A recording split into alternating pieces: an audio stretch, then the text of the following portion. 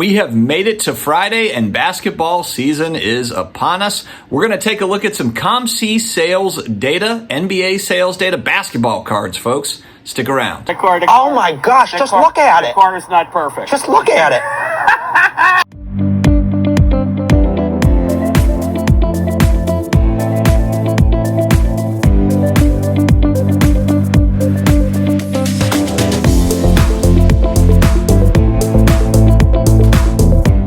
Hello to all my sports card collectors, investors, all of my collectibles friends. How are we doing? It is another day. It is another card video. We have made it to the weekend, and you know what that means. Friday is that COMC sales video day. Channel sponsor COMC provides this data for us, and then we report it back to you. This data is based on sales volume, not on dollar amount. The volume, I think, is just a little bit better because the dollar amount would just kind of zero in on if there was a large sale for one particular athlete, then they would kind of zoom up that list. So this is based on the number of card sales volume, and it's across the COMC site. So COMC sales directly, as well as the eBay sales, as well as port sales. So it's just kind of taking it all in, spitting out the names, and here we are. If you're new here, you're looking for daily sports card collectible style content, then you have come to the right place, my friends. Hit the big red button down below, the subscribe button. Stick around, grab a chair.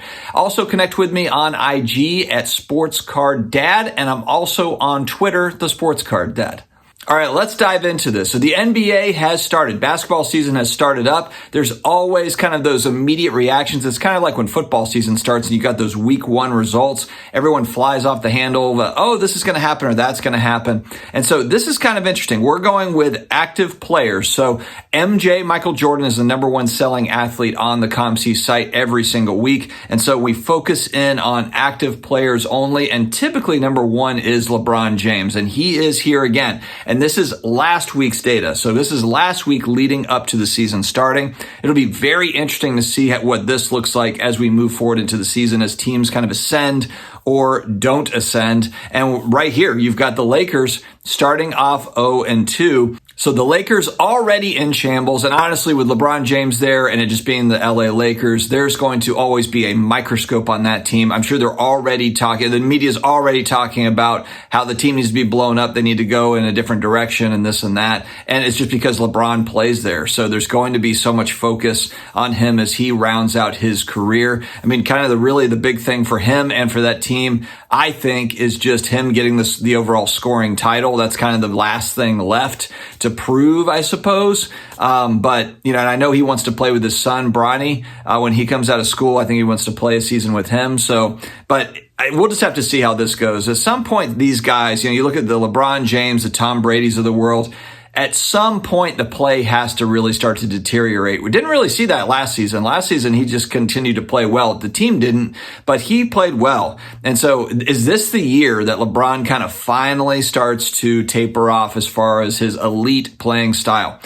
Speaking of elite, Steph Curry is number 2, and the Warriors kind of continue on. I think really that they should be kind of the favorites to repeat. You just look at their roster, and they are built to last. They've got a bunch of young talent to go with their veterans. They are going to be a tough out in the West. Number 3, look who it is. Zion Williamson, 25 points in his debut, and they absolutely crushed another aging superstars team, the Nets. Kevin Durant, again, this is another guy that is just a lights out player. He's unreal. You can't really cover him because he's so damn tall. He can shoot over anybody. I mean, he is just a lot to handle. But again, he's getting up there in age. He's coming off of that Achilles from a couple years ago. Can Kevin Durant kind of continue that play style? How much longer does he have before he starts to become a little bit, average, if you will? Luka at number 4, and this one it's kind of sad. And this is kind of the story with the Mavericks. Luka puts up 35. They ended up falling, though, to the Suns. It was 107-105. This is going to be the story all year. Does Luka have enough of a team around him to make any sort of push? And honestly, he does so much with so little. They're always, the 4th, 5th, 6th seed in the West.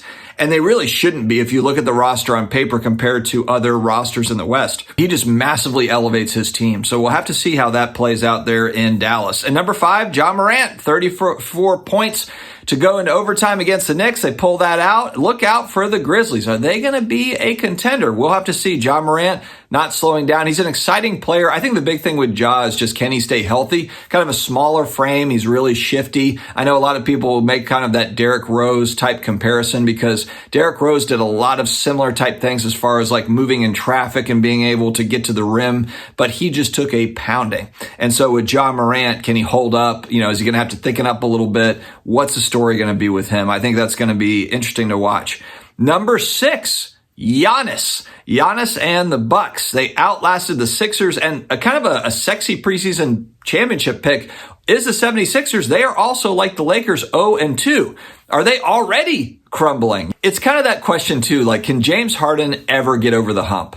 He's always a great player, but regardless of the team he's on, it's just he's always close, but just not quite there. And so we'll have to see. Are the Sixers going to bounce back from this 0-2 start? Number 7, Kevin Durant. We talked about him earlier. Obviously, he's a great player. Can he make this Nets team win? Kyrie Irving is back, supposedly. We'll see. I don't know how much basketball Kyrie Irving even wants to play anymore, but we'll see if Kyrie Irving shows up. If they can both play a full season, the Nets are probably a difficult team to stop, but they've got to both be there and really playing at a high level.